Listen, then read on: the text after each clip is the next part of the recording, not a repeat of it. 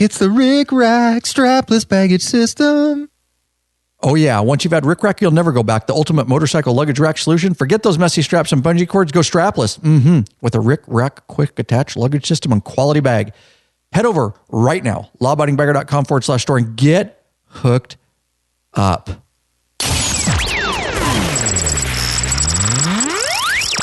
Hey, Bikeaholics, 03D has a wide variety of innovative products for your Harley-Davidson motorcycle. Affordable chrome lighting and comfort products. These guys ride. Support riders just like you. Head over to lawabidingbiker.com/store. That's right. Check out our full line of 03D products.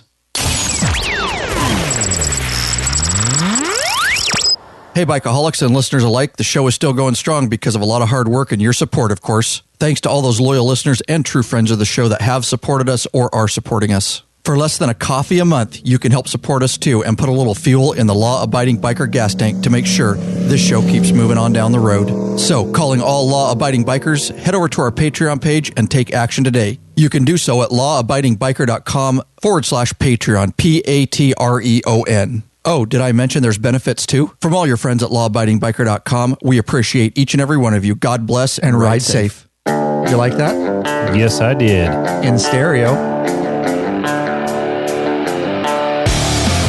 Oh, feel it. Feel it. Yeah.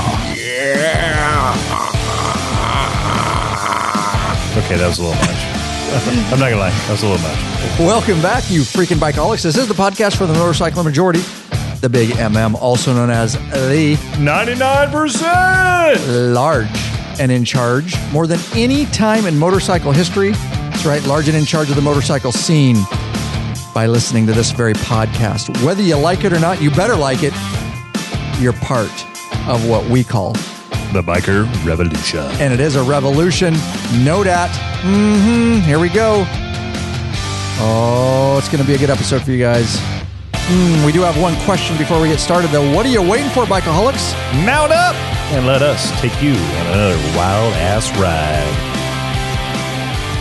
Oh, here we are. That's right. Welcome, Bikeaholics. Of course, Ryan Erlacher here, your host of the Law Abiding Biker Podcast, and your Don't Take a Sip of That. High-tech, redneck. He knew it was coming, and he literally lifted a whiskey and was going to take a sip, but he is such an experienced podcaster at this juncture in his podcasting career that he knew not to sip on that whiskey. It's not whiskey, it's podcasting fluid. Podcasting fluid lube. All right, guys. We are remote and kind of remote. So we have a temporary setup because, as many of you know, we're in transition between the old studio and moving into the new shop and studio. We are going to do a podcast and you know, probably some live stuff on that, but just understand if it sounds a little bit different, or things don't go as smooth as usual, it's because we busted our ass, the last couple hours trying to get a temporary setup, enough, because we don't want to, pause the content for you guys. And you'll have to check it in post. There seems to be a little echo.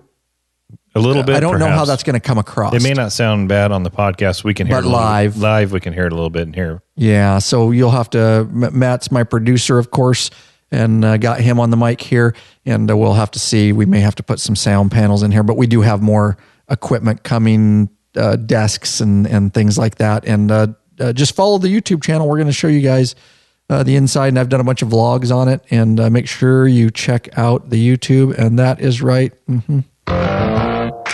So we are a temporary setup here, but nonetheless, we're going to give it to you.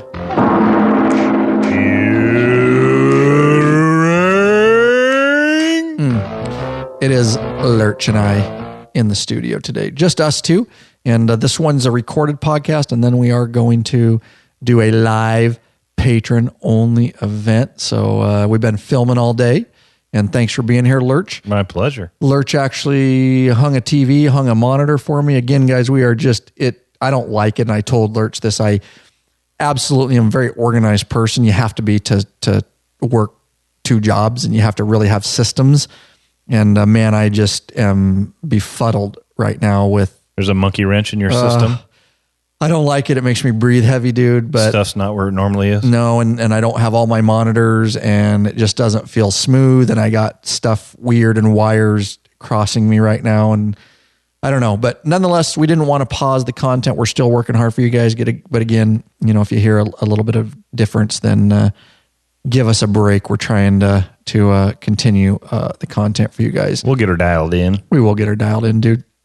Over time. Oh, that's not what I wanted to hit. Oh. I got a little voicemail. I think we should start the show out. The main topic today, guys, is I think you'll find it interesting. And I've done some police motorcycle. I am a full-time Leo police motorcycle officer, ride a Harley-Davidson Electra Glide. I'm running a 2013 right now. Well, I have a new 2014 with a Milwaukee-Eight. It's getting prepped, and I've done some work on it, and I want to tell you a little bit about that. I think a lot of you ask about that part of my life, and so we want to give you a little insight. And I know Justin Oscar and I have done that in the past. He's also for a different agency, a Leo motorcycle officer. So we'll dive deep into the new Police Milwaukee-Eight and some of the behind the scenes and just how those bikes come and what we have to do to them to get them ready, and some of the differences, some of the things that maybe I like, some of the things that maybe I don't like about it. And we'll just dive in deep there. It'll just be a couple bikers here, like usual, guys, keeping it real and discussing motorcycles, and in this case, police motorcycles. And hopefully that'll give you guys some insight. As I stated, many of the community find that stuff interesting when I do it. And I will do a YouTube channel. Again, make sure you guys are subscribed to that channel because we're pumping it out, and I'll eventually do a walk around of that bike and show you guys, the different systems and things we have in place. They're really set up amazing that most people don't know what our agency specifically really has, set up in those bikes. So I think that's going to be a good discussion there, Larry. Oh, I do think so. And you're getting ready to head somewhere. Was it tomorrow? I am on top of taking her up one more notch. I am. Good question. And I'll probably do an entire episode on that where you can ask me questions, and I'm going to vlog it, a lot of it, because I may use some of the video, but I am headed to, they are sending me the agency to police motorcycle instructor school, which I'm honored and humbled that they're going to send me there. It's about 3 weeks, and I will come out a full-fledged actual, not just motor officer, but actual instructor. I'll be instructing from then on other new police motorcycle officers and help run some schools. I'm very excited about that, but it comes right at the time where things are in shambles around here. And for 3 weeks, I'm going to have to work remotely from a hotel room. I want to really be here for the studio to finish setting it up, but that's okay because I would never miss this opportunity. It was a dream of mine. It was on my bucket list, so to speak, on my career list. And I just can't believe that I'm getting an opportunity to go to the school and, up my skills, of course, but also... Well, you'll up ours too, because you'll be able to teach us even more. Yes. Then I've been doing some teaching, but there's better ways, so to speak, when you become an instructor to just like firearms instructor, I knew how to shoot, but you have to understand how to teach someone how to shoot. It's kind of like here, Lab Media we can change oil, we can flush brake fluid all day, but we have to make sure we know how to teach the biker community how to do that. And it's a kind of a different dynamic. Some people are better at it than others. Right. Naturally. So yeah, thanks for the question. I am heading there, guys. And so we're cranking out on a Saturday on days off, some content. And then I got to get ready tomorrow. I got the bike on a trailer because I got to take over lots of stuff. And I would love to ride, but I can't because the trunks are full and the bags are full of other police gear and computers. And we'll talk about that. So for 3 weeks, I really can't take anything. And I want to take more than one pair of underwear. Well, if you get your video on how to roll up do the clothes rolls. They still wouldn't fit, dude. Yeah, that's right. With rifles. Are you leaving the bike over there on the weekends, or are you bringing it back? Good question. I think I'm going to bring it back. I don't know if the agency wants me to leave it over there, but I don't know. I'm going to see what facility they have, and then I can call my sergeant and ask him, hey, it would be nice. Yeah, if they've got a place where you can put them inside and lock it up, and it'd be nice not to trailer it back. It would. Forth. I'll have to talk to the boys over there and kind of see what they have, because that would be really nice to drive back and forth. But I got to take computers, and I'm going to take my setup for the hotel room so I can run law-abiding biker media out of a hotel room. Yeah, the hotel room. Many of us have done that. You've done it. Still do it. I do it all the time. Yeah, you have quite a bit. Yeah, this laptop you gave gave me the ability to do that, because before I was actually packing up the desktop version of the iMac. And oh, that's right. Yeah, you used to haul around. I put in the back seat, throw a seatbelt on it, and take it back and forth. So there's been a lot of podcasts that have been edited and published in hotel rooms around Washington State and other states. Yeah, true.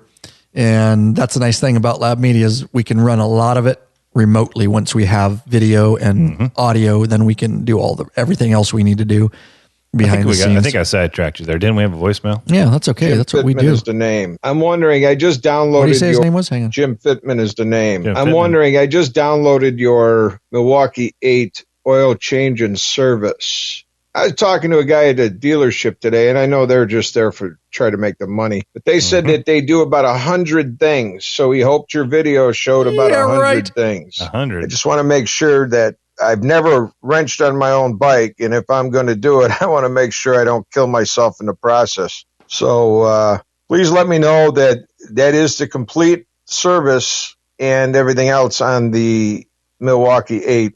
I'd appreciate it. Thank you. Thank you, sir, for leaving a voicemail. lawabidingbiker.com/voicemail right from your computer. Anywhere in the world for free. You can use your built-in microphone, which it sounds like he did right there. And we love listener feedback and we love the voicemail. So if you guys, want to do that, we really appreciate it. Continue to do that. So Jim Fitman, right? Mm-hmm. Thank you for leaving that. We've covered this before, buddy. The studio dog is he's out of sorts. He is out of sorts. So he's coming over to you. Let's make sure he doesn't try to mark his new territory. But yeah, we've had that question before, Matt, on that. And our video guys, and it's lawabidingbiker.com /buy videos, or where we house all our premium videos. You can get over there and see we've got a Milwaukee-Eight oil change video, which we'll talk about in this podcast. We've got pre-2014, pre-Milwaukee-Eight. Here's the deal. Okay. I'm really close with our local mechanics. You guys got to understand, I'm in there a lot.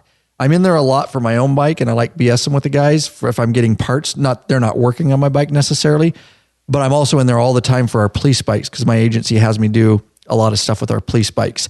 And some of the things they don't want me to do because it's warranty or something, so we do take them to the dealership. So I get to see behind the scenes. I get to see what dealers and dealership mechanics actually get to do.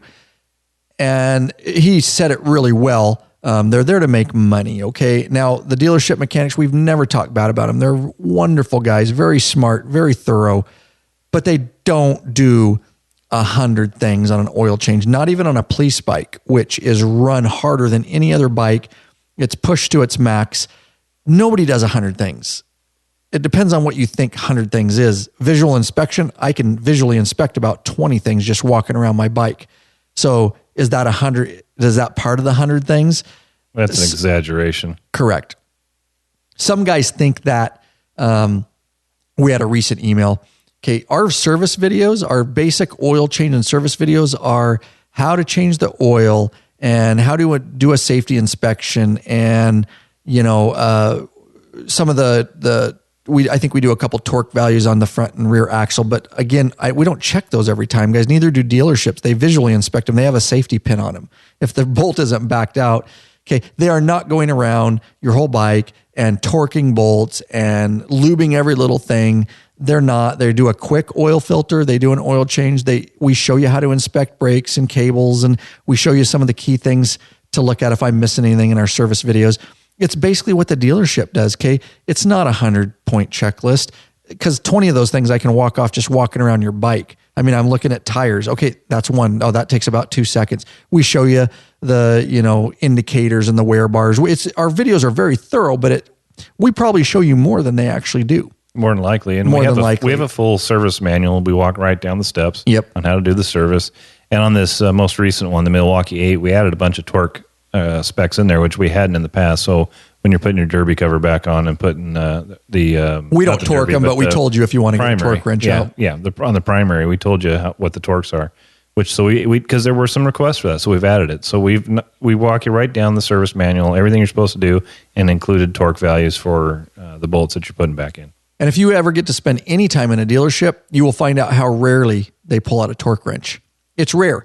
After you work on bikes, you just know, the things I still torque, if you're going to take a wheel off, as I will torque a rear axle nut or a front axle. Those are critical components, but guys, we do not torque, and neither do the dealerships. They don't even get a torque wrench out, and a lot of them don't even get it out on an axle nut. So, and that's not bad. It's just when you get experienced at things, you just know where things are supposed to be.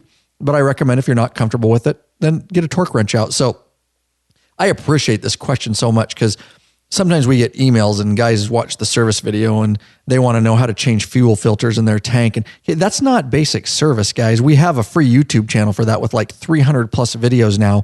We will show you how to do that. Doesn't come, plugs don't come to like 30,000. So, that's not a routine service. And we're going to show you how to do that stuff on another video or premium, or we'll show you how to do free, which 95% of our videos are free on our YouTube channel. So you can't, it frustrates us a little bit because those aren't routine things. Those are above and beyond what a routine maintenance is. But you want to get comfortable. You want to save $300 to $400 from the dealership. Our videos, our pre-Milwaukee-Eight and our Milwaukee-Eight our premium videos, oil change service, they will get you through. Mm-hmm. And like we say, likely more than your dealership will do. And that's not a put down on dealerships. That's what they do. They charge you X amount of dollars to do a quick oil change. And most of what they do is visual inspections, like our police bikes. I've watched them do it. They do not go around and check all the torque values on all the bolts. It just doesn't happen. All right. So anyways, I hope that helps some of you. If you're, want to get the service videos, they're great videos. They're some of our top sellers over time. We rarely get an email like that, but we do sometimes. And we got one recently. So I thought it was a good time to bring that up. So, and we will talk a little bit more about the Milwaukee-Eight in this episode. But before we do that, I do want to say, we've got sponsors. We got Rick Rack, we got Zero 3D, and we love that they sponsor us and all that kind of stuff. But, we never want to forget that these episodes are really made possible also by our beloved patron members. We want to thank the following. Victor Brooks of Roy, Washington, local guy. Jesse Suros of, what is that? How do you even say that? Chepachet, Rhode Island? Close enough. Chepachet, Rhode Island. Richard Mitchell of Newark, Delaware. Andy Cohen of St. Cloud, Florida. Chris Morris of Tenasket, Washington. Tenasket, love it. Washington. Everett Smith of Charlotte, North Carolina. Top tier. Jason Shute of Brooklyn, Michigan. He's top tier. Corey Heinmark of Scottsdale, Arizona. And TL of Cleveland, Ohio. Lawabidingbagger.com/Patreon, Patreon. That's right. You can pledge a certain amount per piece of content. No risk because you can put a monthly cap on it so you don't go over your family budget. That's right. There are benefits. Access, t-shirts, stickers, access to the private patron-only Facebook group, and access to our premium videos upon request. And best of all, access to our live broadcast events pretty much in 2018. Only patron members are getting access to those live events, which we're going to do one right after this. Of course, any live event we do, you'll also get it later, well down the road in podcast format, regular podcast format, but they get to see it up front. There's live chat. So thank you. The patron community is growing. The Facebook is blowing up. I can't tell you enough, and I know people get tired of me hearing it. I don't say it just to say it.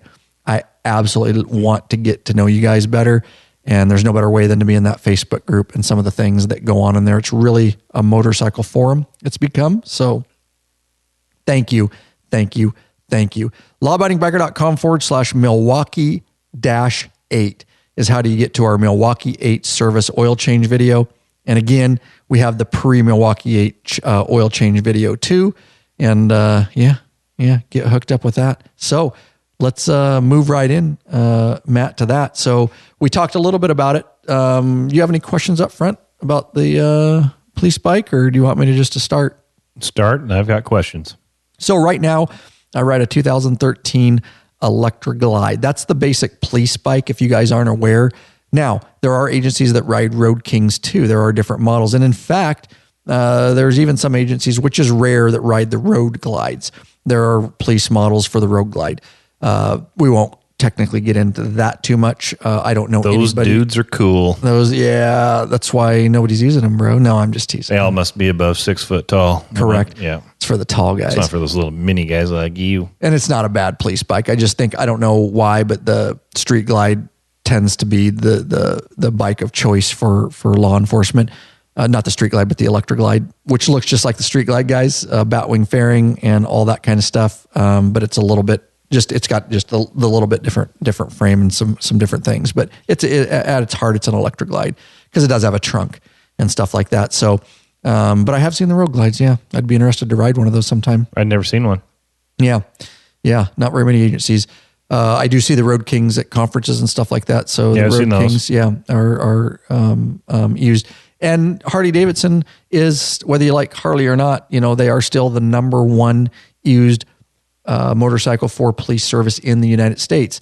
And it's heavily weighted here in the Northwest because you see a lot of, for whatever reason, the Northwest has taken on a lot of metrics. BMWs like Oscar is going to ride his new BMW, which we're going to do a podcast on that too, because he's getting his new BMW police bike fitted right now. So we're both getting brand new police bikes. I'm getting a Harley and he's getting a BMW. Sucker. I'm teasing.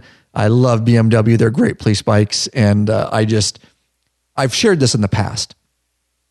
I'm not a Harley snob and I love, I would have one of every bike if I could.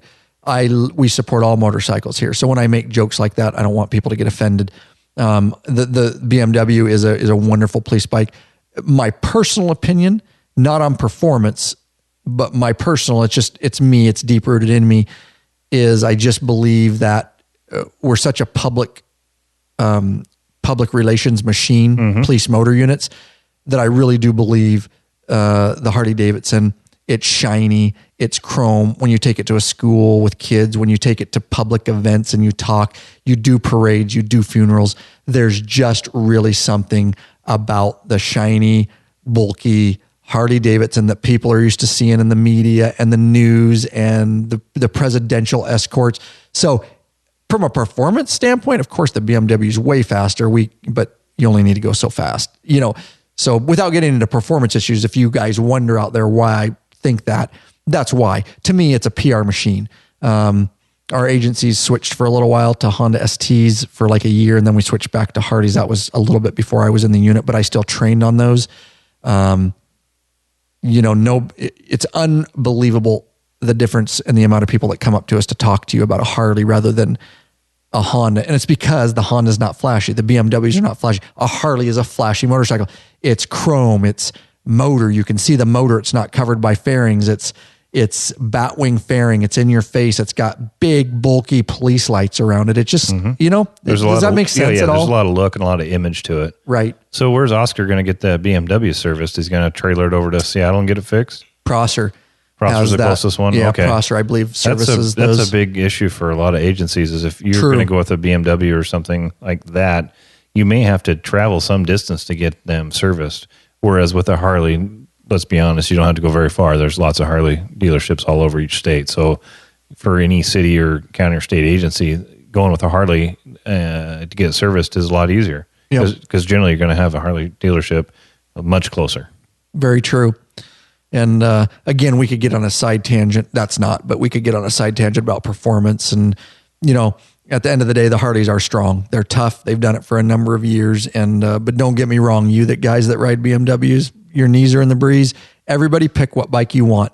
Sometimes people think we're not. We support, really, I would have one of each. If I could afford a BMW and a Harley, of course, that's fine by me, and a Honda. I'd have a crotch rocket if I could. Yeah, exactly. I'd have a crotch rocket too. I just, different bikes serve different purposes. So hopefully that gives you a little insight into why I believe that. It's mostly a public relations thing. And I just, honestly, through and through, my favorite bike is obviously my Harleys for a lot of reasons.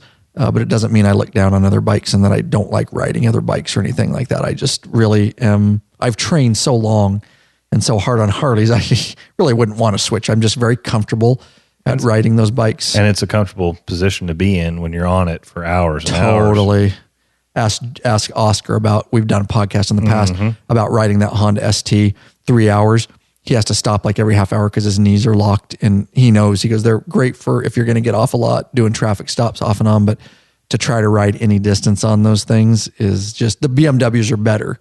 He does say that they're a little bit different position and they're better, but still it's a mid-control bike. And, there is nothing like the comfort of a Harley when you're riding thousands of miles cross country. They're spread out, and you're not going to do 190, but you probably shouldn't be doing that anyways. And I really don't need that to do 190. I'm just happy with what I have, So, so my 2013 Electra Glide has the 103, not the high output. Like my 14 has the 103 high output HO, but it just has a 103. Of course, the new 2018 Police Electra Glide I'm getting has the Milwaukee-Eight 107. So and let me tell you that the 2013, it's pre-Rushmore project, right? So it doesn't have the new frame. It doesn't have any of the new stuff. It is a little bit lower. One of the things that's interesting is the new 2018 and even the 2017, let's just say Milwaukee-Eight and forward are just about an inch higher. So I was riding one on the course the other day. Now I drag a lot on my 13. I frame out and I don't mean go down, but I hit the frame at times when I'm whipping it back and forth. I have to be careful about that, and I drag floorboards a lot. I got on the Milwaukee-Eight. I was riding somebody else's. Mine isn't quite ready for the course yet, and I definitely notice it's higher. I can do just as tight of turns and not drag, which is nice because it's better if you don't have to drag all the time and you don't worry about getting into the frame. That's one of the things. Makes it a little bit harder for a guy like me, 5'8", brings it up. I'm a little bit more on my toes. So for backing up and things like that, that it's a kind of an issue, so to speak. Not huge. You just predict where you're going to park and stuff, which we do anyways. But it does sit just a little bit higher. But going in that 2013, I was telling you today, it shakes a lot because it's that old frame and that fairing. It shakes a lot when it's at idle. Yeah. And so we were talking about our GoPro mounts, different bikes is going to have a different effect on where you can mount GoPros and stuff like that. So how does that, is the newer bike better in the slow course because it doesn't shake and it's a little smoother, or is one better than the other? Or is there any real difference? What do you think? You told me to ask some questions as we went along, and you were talking about getting my notepad, motors. Bro. How we doing on time? Because we got to go live, so we're good. We're good. Let me grab a new page. Oh, there's notes from when me and Oscar podcasted in here in our temporary little spot here. So, all right, is it better? Or different? What's the difference with the motors when you're doing the slow course stuff? So we talked about height. So the new Milwaukee-Eight is like night and day. You're going from a regular 103 non-high output to a Milwaukee-Eight 107. It's remarkable. It's going to have a lot more power, but I'm curious on the slow course stuff. So here's the deal. Going slow and idling and chugging a little bit. It's so smooth. It's so smooth on acceleration. It's a better braking system. It just they've upped it so much. It sits a little bit higher. You don't drag as much. As far as the slow course, there's benefits. And here's one of the biggest issues, Lurch, since you asked, is my 2013, and police have been riding Harleys for a long time with the cable clutch system. All right. The cable clutch system is a really good system for technical riding, whether it's high speed or low speed. Because you can adjust it and put it where you like it. Correct. And as far as when it engages as you're letting out the clutch. Yes, exactly. Handle. Gray area. Now let me talk about this because you may not be aware of this. The cable clutch 2 is, because I've ridden the new hydraulic clutch. So everybody knows the new 2000s Milwaukee-Eights, even my 14 personal Street Glide has hydraulic clutches. They started switching. It's a little bit concerning for what we do, but there's ways around it and you have to get used to it. I will tell you that if I had to do it, my choice for what I do in technical riding, I love a cable clutch. The reason is not only adjustability, Matt, is there is more gray area. Yeah, I believe that. Way more gray area in a cable because the cable stretches. Yep. And right. And so you have all these mechanical components. Right. And there's just a wider window. And when we talk about gray area for the audience, we're talking about if you let your clutch partially out, but not all the way out, there's different levels in there. Like if you're taking off from a stop, you don't just pop your clutch because you kill the bike and you wheelie, right? You slowly let it out. Well, we don't let it out all the way a lot. We're actually in this area we call gray area. and there's different levels of gray area depending on what type of riding and what technical pattern we're in. That's how we lean the bikes over in full bar locks. So, and we're using back brake, we're using gas, we're using balance. There's all kinds of stuff, but gray area is one of the biggest things. Yeah, it's where the clutch is engaged, but it's not fully engaged, and you can adjust that where it's engaged more, engaged less. Exactly, to complete the particular maneuver you're doing. So there's a wider window, and it's a wonderful wider window. It's easier to get in and out of quickly on transition, because it's a little more forgiving. And you have a little bit more feel too with the cable. True. I recall when you but it's harder to pull. Yeah, it is true. I remember when you first got your 2014 and I still had my 08 Street Glide with the cable clutch, and you said, hey, jump on this thing, see what you think about it. And I could barely ride the thing at first because the hydraulic clutch takes some getting used to. It does. It has a different feel to it. It felt like it engaged really quickly to me. It does. There's less gray area. Yeah, because you're not stretching a cable. It is fluid. It's pushing the piston to the calipers, and it's immediate. And you don't get any mechanical stretch of any sort. Right. And I've learned how to use the gray area on the hydraulic. Oh, you still learn it. I agree. There's a lot more room in a cable clutch. Yep. And you have to learn it because that's where everybody's going. And a lot of other bike manufacturers have been hydraulic for years. Doesn't mean I can't. No, I already went out and I rode my sergeant's bike and I can do it. Oh yeah. Of you course, have to practice. You can do it on your 14 now. Right. I would exactly. I would just rather have that a little bit more forgiving. You have to be a lot more diligent about your gray area, and you really have to, just the slightest movement takes you from one gray area where the other cable clutch, you had that window. Now, a little more travel. However, the lever, can I say lever? You may say lever. You already did. I'm going to translate. That's lever, but I like saying lever because some people say lever. The lever. You also say aluminium. Aluminium. Mm-hmm.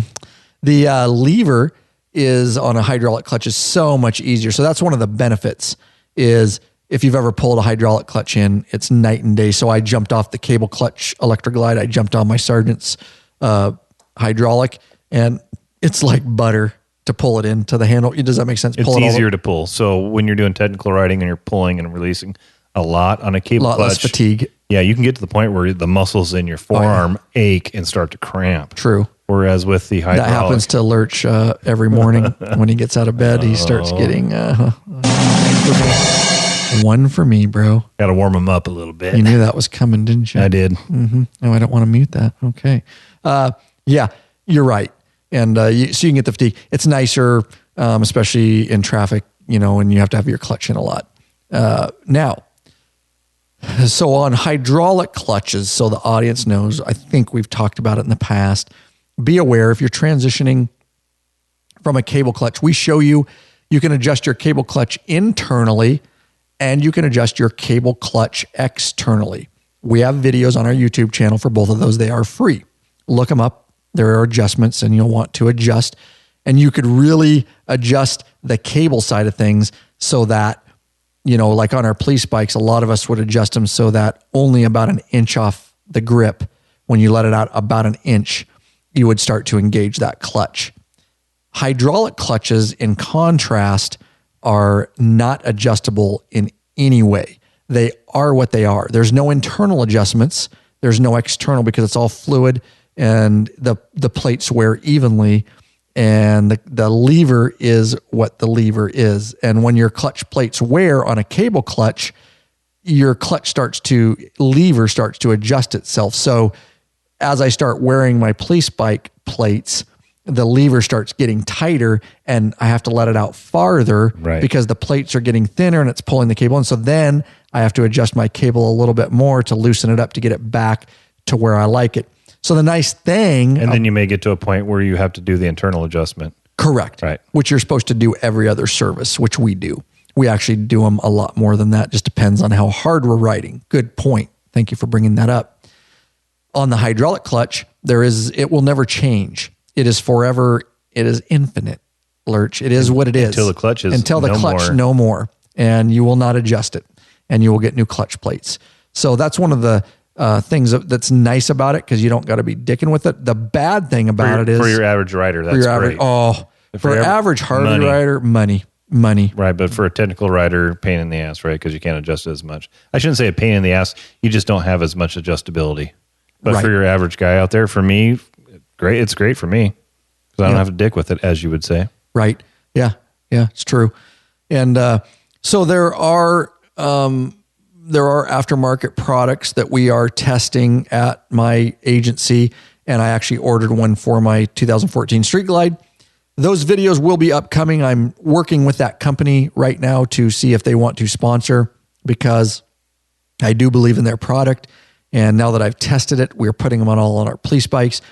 There's a couple different companies. I'm sorry, I can't reveal it right now. If you email me and you absolutely want to know right now before I work out anything with them, of course I would tell you. I just don't want to do it publicly yet until I find out if they want to be a part of the law-abiding biker community and if they want to support what we're trying to do.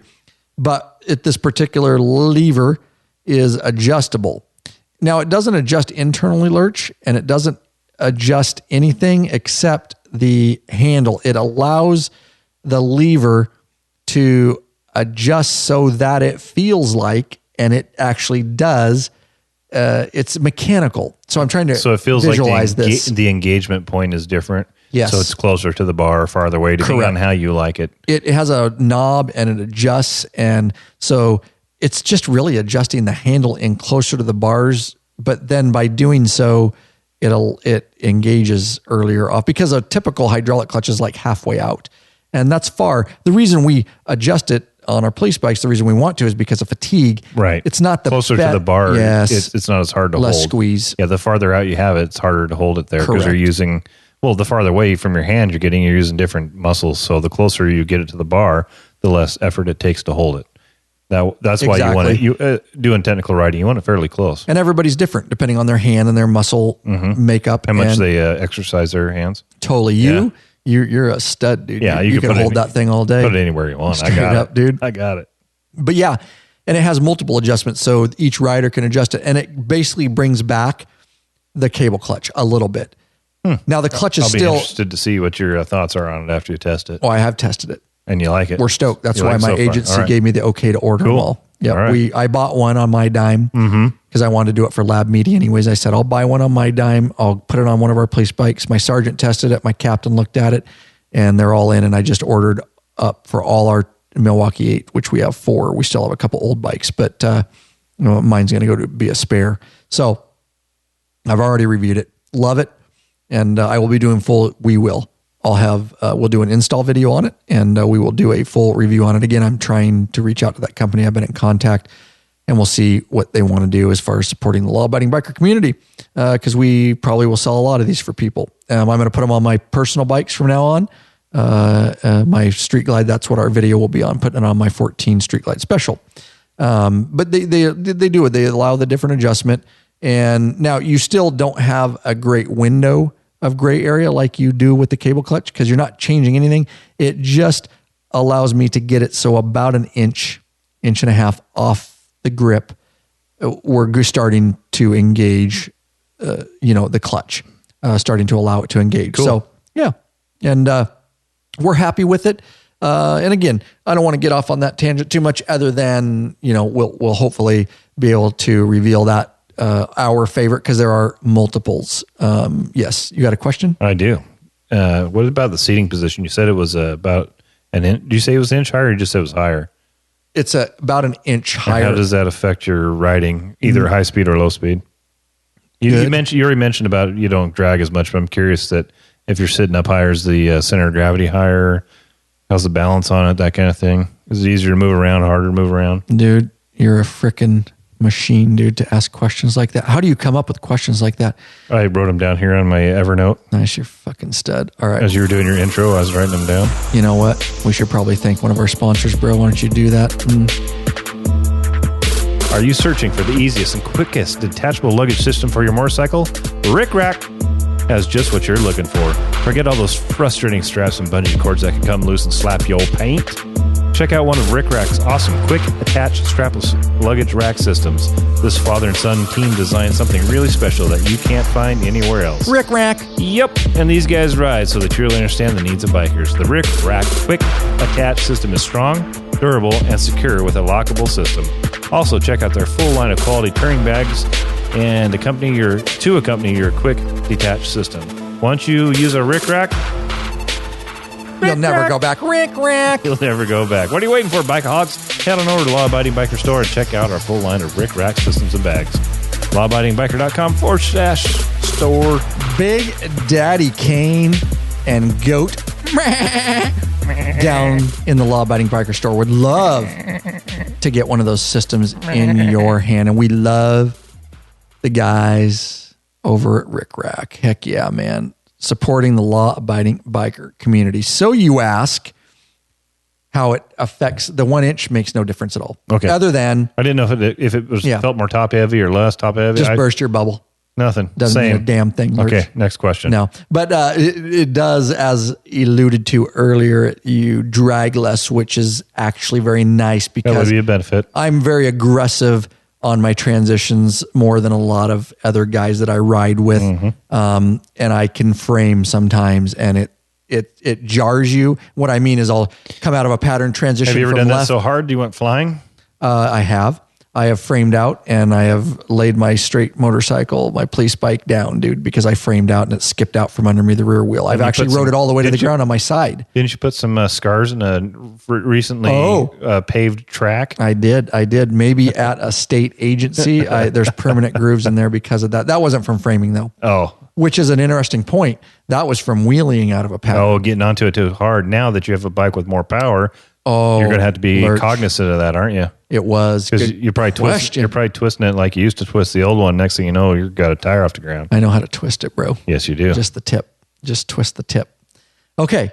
All right. So that is something that I have to be cognizant of because I can wheelie my 13 out of a pattern. And what I mean by that, guys, is I'm leaning really hard and I need to stand the bike back up to get out of the pattern. Before you get on it hard. And I goose it. Well, if you're not all the way straight and you goose it, you'll wheelie and the bike goes over on its side. And I've done that and that's not a great situation. I left permanent grooves at the, we already talked about the Washington State Patrol Academy where they have a track over there that our agency was using. They loaned it out to us. I forgot. I thought that was a frame out. That was not. Okay. But yes. That was being aggressive. That was coming out of a pattern too hot and wheeling while I was not straight. The Milwaukee-Eight will wheelie. Wheelie? You can actually throttle it and bring the front tire off the ground with the new Police Milwaukee-Eight. Badass. It is, and it's not, because when I come out of a pattern, I have to be really careful to stay in the gray area and not just be done with the pattern and pop the clutch because you'll go flying and you'll go off the back of the bike. And so it is, but it's nice for chasing down cars and violators. I like the extra power in between patterns. You have to use it responsibly. Intelligently. There you go. You have to use it as a technical rider responsibly, intelligently, because you can get hurt. And I definitely don't want to get hurt. But the power, the smoothness, those bikes are so smooth. The Milwaukee-Eight, we've talked about it. I've done videos on the new Milwaukee-Eight. It's an amazing motor. The vibration goes down by like 75% from a 13 to this. We're doing good on time, but well, you're talking about this brand new bike and you've got it. Why the hell aren't you riding it yet? Okay. So, a lot of people ask how the police bikes come. So, Harley-Davidson's been working with police agencies for years in fire. There are fire police Harleys in different big cities.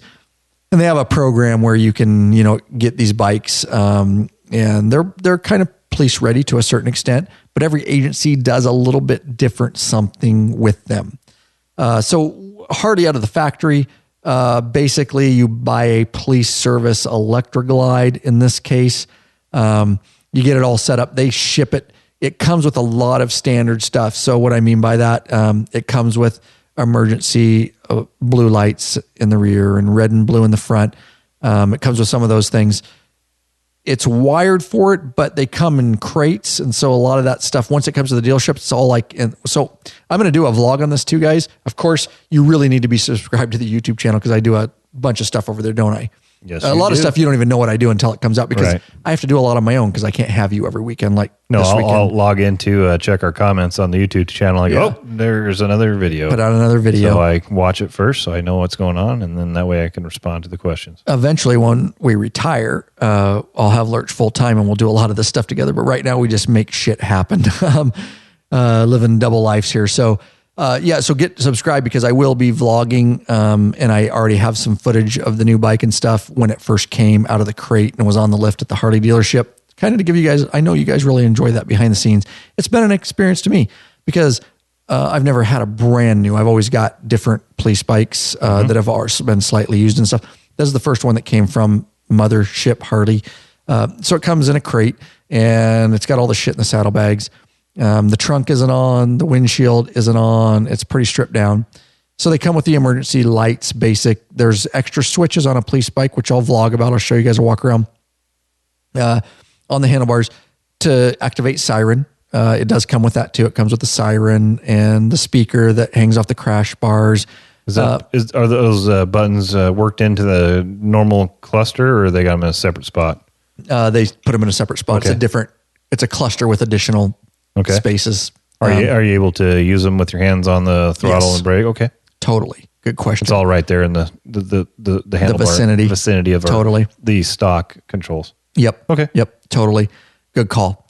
And so they come with all that, Lurch, and the dealership, whatever they get shipped to for the agency, our guys, Ray and Steve and all those guys down there, they put them on and get the bike basically set up that way.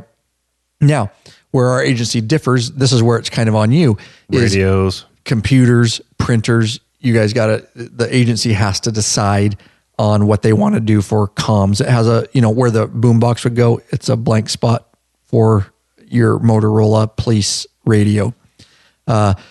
So from there, once it got done there, Lurch, with that particular stuff, the basic lights, the basic emergency lights and stuff like that, it goes off to our radio shops, which is where my bike currently is. Now, my agency, I'm blessed. I'm blessed that my agency realizes, my expertise. Your talent. My talent. I'm humble about that. But yes, my talents. And so my agency, the radio shop guys, they know radios, they know wiring and all that, but we don't really want them messing with our bikes because I've taken fairings and tanks and all that off hundreds of times here at Lab Media, and I can do it without damaging, and I know how to do it so much quicker. I took off a tank and put it on there, like, they just looked at me, and I'm good friends with the guys down there, like, you've done that just a few times. I think they're once or twice. Yeah, I said once or twice. They just look at me like, holy shit. And so my agency is using me for some of the mechanical things on our bikes, and so they had me strip them down, tanks, fairings, bags, stuff like that, so that they can be exposed to all the wiring. They're getting the radios in. It takes a little while to get all this done with them working on other things too. They get the radios in. We have PVP mics, which are our Bluetooth microphones, which, without getting off track, because we got to stay on time here, allows us to, a lot of police agencies still plug in, and every time they get on a traffic stop, they unplug. We don't have to do that. Nice. Yeah, we have PVP Bluetooth mics that sync to our radio. Some of you out there might be familiar. I know we have a lot of Leo motor officers that now listen to this podcast and get in contact with me, which is cool. So they sync, and they got to get the PVP mics in, the Bluetooth. They got to get the radios in. Now, our agency, a lot of people don't know, a lot of motors units still write paper tickets. Well, all of it here in Washington State, for the most part, are all on Sector, which is paper collision reports or paperless collision reports. It's all electronic. Same with citations, infractions. Impounds. Our motorcycles have been for some time. In our trunk, we open our trunk. We have a full rotational laptop. We have a scanner, which we scan licenses and registrations with. We have a printer in there, and what is it? Not an infrared, but a I don't know. The paper. It's heat activated. It's a special paper that uses heat. And I know the name of the damn. It'll come to me. Yeah, it will come to me. But yeah, it doesn't take ink cartridges. But essentially, it's a special paper, and it burns it onto the right. Yes. Essentially. Yeah. So it's low profile. There's no ink. There's no nothing. There's no. It's not necessarily a laser printer either. No, but it's just it uses a small roll of paper, And it's very compact, the paper. It lasts a long time. And it's a thin type, weird, waxy type paper. Right. And rolls. Anyways, for the life of me, and I'm sorry, somebody's out there going, hey, you morons, it's a so-and-so printer. We have a printer in there. The full computer, that's how we write our infractions. We open our trunk, we rotate it, so we're standing off on the safe side of the bike. We write our tickets for whatever you're doing wrong and all that good stuff. Thermal printer. Thermal. Printer. Thank you. Thank you. I said heat activated. Yeah. I said all around it. Right. I said it's heat activated. It heats it. It burns it onto the paper. Fucking thermal. Thanks, Google. Appreciate it. Yeah, I'm like, it's heat activated, but couldn't think of the right word. Thank you. Yeah, they're tiny. They're small. So we're able to fit all that. Plus we have modems because we have to be connected to the internet to run all this sector. Plus we have AVL, which is auto vehicle locate. And that basically lets our dispatchers, they have a map of where all patrol units are and traffic units. And so it has that too. Now, and then when I tell you guys that I'm trailering my bike for 3 weeks to instructor school, there's a reason I'm trailering it. Because the crap you have to take. I got no room in my trunk. Like you can't even fit a notepad. Like they're so stuffed full. You guys will see on my YouTube channel, on our YouTube channel, when I vlog and give you a walk around, and I got to get video of the bike before that stuff was in it, just how much wiring that is in these trunks underneath everything. Now in our saddlebag, we also have rifles. Of course, they're locked in there in a lock, and I have a specific routine that I can do to get that rifle to pop, and I can get my rifle. It's in the right saddlebag on the high side of the bike because it's on the kickstand on the left. So you've got all that wiring. You've got your rifle, your magazines. You've got your computers and printers, and so that basically leaves you with partial left saddlebag to keep rain gear and an extra coat and maybe some extra gloves and some sunblock and what. So we just don't have a lot of room on them to be traveling for 3 weeks. I would take nothing except one pair of socks and underwear, and you'd be funky by the end of that. If I could get 2 pairs, I'd be fine because I only need 2 pairs for 3 weeks. Exactly, because you can wear them in and out. Correct. Yep. As soon as they get yellow in the front, brown in back, you turn them inside out. You can wear them 4 different ways. Correct. Right. Inside, outside, front, and back. That's right. You're golden, dude. Or you could free ball it too. You could always go commando. Lurch has had to do that after he's had accidents, but we won't get into that. I should have to stop and run into the woods. A shark, dude. Straight up, dude. Oh my God. But yeah, it's just a ton of wiring. And so it just takes time. Now, I've got some exciting news, but I think we should do this very first because Zero 3D's got some bad ass stuff, guys. Hey, Bikeaholics, searching for new and exciting motorcycle products. Zero 3D has just what you're looking for. Check out their wide variety of innovative products for Harley-Davidson motorcycles. Zero 3D's got your back with chrome lighting and comfort products. No modifying, cutting, grinding, or welding. Lurch for an easy installation. That equals less time installing, more time riding, guys. Zero 3D has a design team with over 40 years experience with a passion for design and innovation. These guys are bikers and care about bikers just like you. They pride themselves on great customer service. Got a question? Get in touch with them. Email sales@zero3d.com. Give them a call, 715-808-0027. Zero 3D is distributed in the U.S. by Drag Specialties, in Europe by Parts Europe and Zodiac, and in Asia by Twin Arts. Check at your local Harley dealerships. Ask for them damn Zero 3D parts.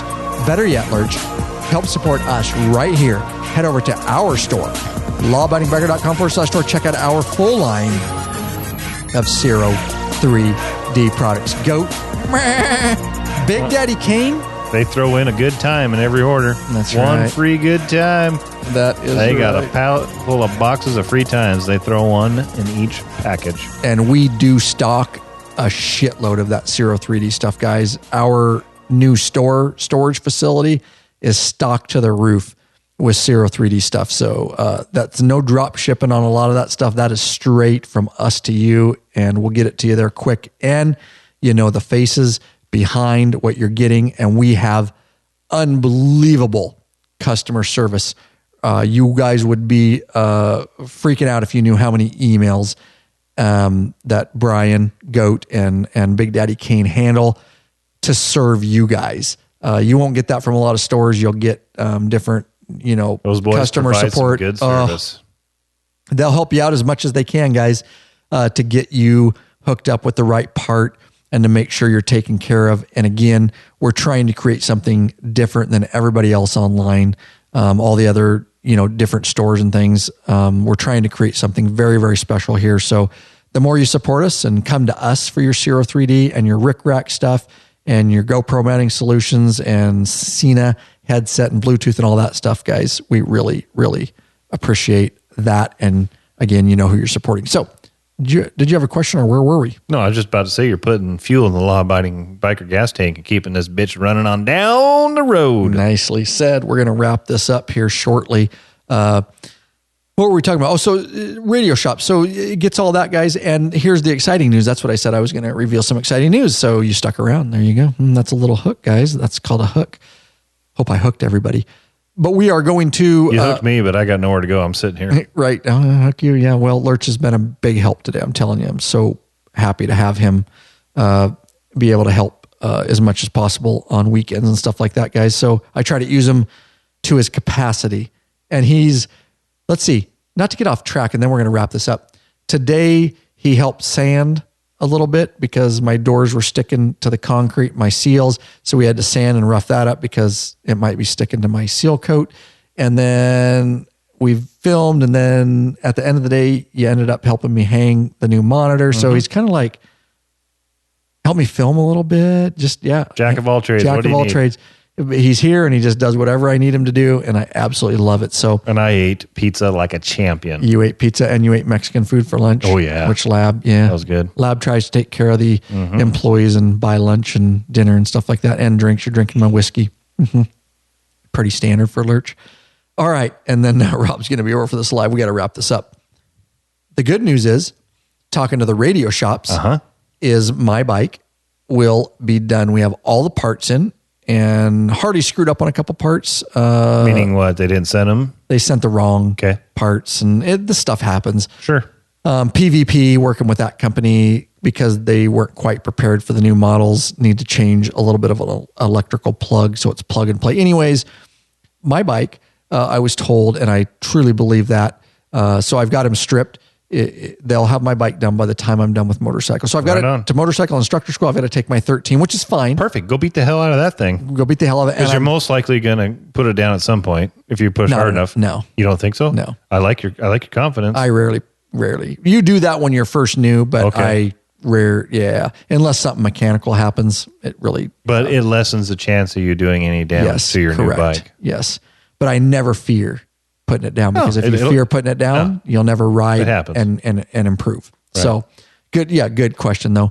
And I'm so comfortable on my 13 that I don't have to adjust, because I got basically for motorcycle instructor school, you don't do a ton of riding. So more about teaching. 3 days this week, I go to a workshop. We do instructor workshop. Then we qualify on a course. They make sure that you are to the level you should be to be an instructor, which I'm fine. I don't worry about that. Is it any different from the normal qualification? Well, everybody has their own qualification course. So you got to do theirs. It'll be different. But I will tell you this, not bragging. Our course for our agency is so difficult that other agencies come to our course, even guys that have ridden a long time, and have a little bit of difficulty till they get used to it.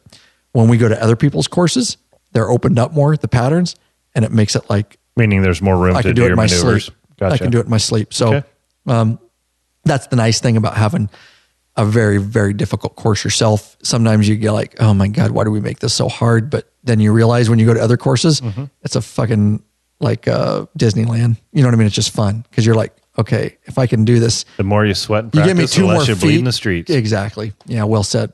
So we do that. We qualify. We do some more instructor development stuff. And then I come back. And then for 2 weeks, I actually instruct. And when you're instructing, you're not really riding. You're setting up cones. You're walking guys through. Sometimes you'll demonstrate, right? But that's about it. Okay. So you're not doing a ton of riding. They already expect you're at the level that you know. Or else your agency wouldn't be sending you. Correct. Okay. Yeah, well said. So it's more about the teaching than the riding. Correct. Yep. After the first 3 days of the workshop, and they realize that you're where you should be and that you should be there as an instructor. Then they move into how to do it. Okay. And then we learn how to instruct brand newbies, rookies. Yeah. Awesome, huh? Yeah. All right. So my bike should be done by the time I'm done with motor school, and I will be vlogging all summer long on this new bike. And of course, you guys have seen me do some course work and pattern work on our YouTube channel. Some really cool police stuff, courses, new patterns I've set up. I plan on, I have multiple videos already shot that I haven't edited yet on different patterns and stuff. So look forward to those guys because, I know we get a lot of mileage out of those videos. And I didn't realize till I started doing those videos, just how much, people appreciated that. I didn't realize you guys wanted to see that side of things so very much. So before we close it out, I think we love our patrons. We love our patrons, but we never, the only way you can support us is through a flat donation. We never bought at a flat donation. That's right. I want to thank the following people. Jose Couto of Kent, Washington. William Huff of McClure, Pennsylvania. Ron Freiheit of Owatonna, Minnesota. He left a substantial donation. Thank you, guys. Gentlemen. LawAbidingBiker.com/donate. Of course, we'd love you to become a patron because we get to know you better. We get you in that private Facebook group. We'd love to get you some benefits, but again, we're never going to balk at a flat donation. LawAbidingBiker.com/donate. Over here. Nice, dude. All right. With that said, do you have any final questions about the police motorcycle? I think I covered pretty much everything. Well. I'm excited. Our bikes, if I didn't mention it, are black and whites. Different police agencies do different color schemes. Our agency is traditional, and I love that about our agency, is we're the traditional, LAPD, chips, black and white color scheme. The bike is beautiful. Yeah, and I can't wait. So when I get back from motor school or during motor school, I'm going to be back just for a day or two here and there because of, I won't get into that, some training stuff. But I will probably have to slap the tanks and the fairings back on them, get the seats back on, button them back up after the radiator shops are done. They go to Harley-Davidson for a final inspection and a few extra things. And I'm going to be on a brand new, but I do need to spend some time. Now, I've ridden the 14s on the course lurch. And it's different, and I just need time, just like anything. Sure. I need time, just like when I get off my police bike, cable clutch, 2013, and I get like today on my 2014 Street Glide Special with a hydraulic clutch, it's just effed up because you're so used to I ride all week on a cable clutch, and now I'm on this hydraulic clutch. And for me, like we were doing some videos today, and we had to keep doing U-turns because we had to get different GoPro shots. And to do my 180 turns, laying the bike over and dragging, it takes me a bit of time to feel that out. And I know that I'll get good on it. And I've already done patterns on it. It doesn't feel as comfortable as my 13 with cable clutch because I've been on that for so many years. But it is what it is. Yeah, you get used to it. I will. I definitely agree. We got to wrap this thing up. We really appreciate you guys being. Let's go out with a patron Pablo Calcerada. Let's do an outro. Love that guy. Very involved with the law-abiding biker community and making us tunes. I should have done an intro, We'll do his intro on the live episode, bro. How about that? Sounds good to me. Yeah. All right, guys. Let's straight up take it out of here. What should we do for a call to action, Lurch? I think you should do the Cruise Tools. Which I'm going to be taking that kit. That's no joke. I'm going to throw it in my police bike because we're going to be over at motor school, and I may have to help some rookies fix their bikes. So things break in motor school because there's a lot of dropping bikes of new riders. Don't get stranded, Bikeaholics. Get hooked up with the Cruise Tools RTH3 Roll-Up Travel Toolkit for Harley-Davidson and American-made V-twin motorcycles. Why get stranded and have your bike towed over a small repair or on a police motorcycle course? We can fix it right there. This quality-made toolkit has everything you need for a roadside emergency repair. Tested and used by the law-abiding biker crew. Yep, has our mushroom stamp of approval, as Lurch would say. Get it already. That's the Cruise Tool RTH3 kit. We brought it right to the Law Abiding Biker store, lawabidingbiker.com/store. Nothing but 5-star reviews. Big Daddy Kane and Goat, who run the Law Abiding Biker store, have them in stock, ready to ship to you right fucking now. Ooh, that's a little much. I don't know if that was. Did it give some impact? Though, no, I don't think it was necessary. Did it shock you? A little bit. Did it shock the conscience, dude? No, because I'm used to hearing you say it. You're right. Yeah, straight up, dude. All right, guys. Don't forget, we talk about the different ways to financially support us, patron and donations and buy videos in the store and all that. But hey, I get everybody in life is in a different situation. We get it. If you can't support us financially, at least do us the favor of heading over. If you're, even if you guys don't listen to iTunes, you listen on our app, at least go to iTunes. We love our app, of course. Go to iTunes, lawabidingbiker.com/iTunes, and give us a 5-star rating and a review, or /Stitcher Radio or iHeartRadio or wherever you may listen, whatever aggregator you use. Give us that review. Helps bump us up in the rankings so more bikers around the world can find us and join this thing we call the Biker Revolution. I thought you were going to say the effing Biker Revolution. Do it. No. Do it. No. Do it. No. Do it. Fuck. He did it. He said it. Sorry, Mom. Lord, please forgive me. Lord, please forgive me. And all the whatever. All the starving kids there in Uganda. Yeah, exactly. Down pygmies down in whatever. Yeah. Let's take it out of here, Lurch. We got to do a live. Rob should be on his way here. Patron only event, guys. Patron only. Law-abiding biker patron only event. Live chat. The only way to get involved is to be signed up as a patron, guys. We want to get to know you. We love those episodes and those chats. We're out of here.